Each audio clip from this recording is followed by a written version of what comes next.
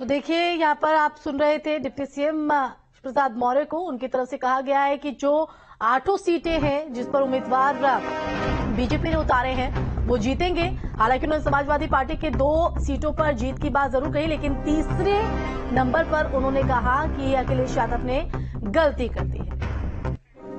तो एक तरफ मतदान शुरू हो गया, वहीं एसपी विधायक राकेश प्रताप सिंह का बड़ा बयान। तो न्यूज स्टेट्स पर बोले राकेश प्रताप सिंह ने एनडीए प्रत्याशी को वोट देने को कहा है। तो अमेठी जिले के गौरीगंज से विधायक है राकेश प्रताप सिंह, और देखिए वो 8 विधायकों में से एक है राकेश प्रताप सिंह, जो कल की बैठक में भी शामिल नहीं हुए और डिनर में भी शामिल नहीं हुए। और अब न्यूज स्टेट से बोले हैं राकेश प्रताप सिंह, उन्होंने कहा है कि एनडीए प्रत्याशी को वोट दूंगा। तो अमेठी जिले के गौरीगंज से विधायक है, और 2 संवाददाता निखिल और शुभम हमारे साथ लाइव जुड़ गए हैं। और सबसे पहले निखिल, आपका रुख करना चाहेंगे क्योंकि मतदान शुरू हो गया है जिसका इंतजार था, और सवाल यही कि राज्यसभा के इस रण में बाजी कौन मारेगा।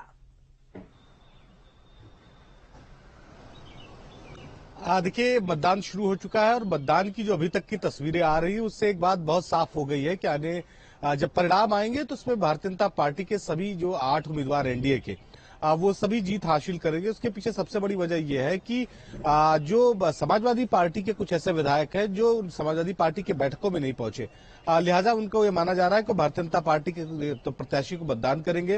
राकेश प्रताप सिंह लगातार इस बात को खुलकर बोल रहे हैं कि भारतीय जनता पार्टी यानी एनडीए के उम्मीदवार के साथ है।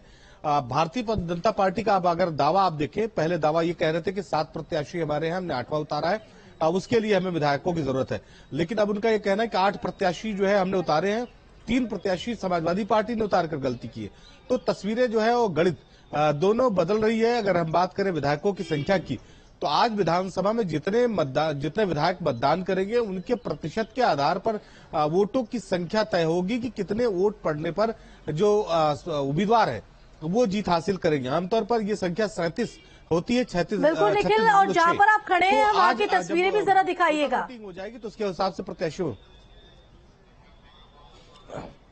बिल्कुल तस्वीरों के जरिए दिखा रहे हैं। विधानसभा का गेट नंबर 7 है, यहां से तमाम जो विधायक हैं वो अंदर की तरफ जा रहे हैं। अब से थोड़ी देर पहले तमाम विधायक जो है, चाहे भारतीय जनता पार्टी के हो चाहे समाजवादी पार्टी के हो, वो अंदर पहुंच रहे थे। और ठीक बाई तरफ जो है वो राज्यसभा का जो चुनाव है, मतदान है, वो चल रहा है। मुख्यमंत्री योगी आदित्यनाथ पहुंच चुके हैं, वो केशव प्रसाद मौर्य पहुंच चुके हैं, उत्तर प्रदेश सरकार के उप मुख्यमंत्री हैं। इसके साथ ही अखिलेश यादव भी पहुंच चुके हैं, समाजवादी पार्टी के राष्ट्रीय अध्यक्ष है, पूर्व मुख्यमंत्री हैं शिवपाल यादव पहुंच चुके हैं, और समाजवादी पार्टी के कई वरिष्ठ नेता जो है वो पहुंच चुके हैं। तो जो अभी स्थिति विधानसभा की दिखाई पड़ रही है उससे एक बात बहुत साफ है कि जो एनडीए लगातार दावा कर रहा था कि उसके सभी 8 उम्मीदवार जीतेंगे, तो वो जीतते हुए दिखाई पड़ रहे हैं। हालांकि इंतजार करना जो नंबर का गेम 7 बजे का जब यहाँ पर खेलने की कोशिश की गई थी, उस नंबर गेम को हासिल करते हुए बीजेपी नजर आ रही है, और जो दावा, जो कॉन्फिडेंस था वो कहीं ना कहीं सटीक साबित होते हुए।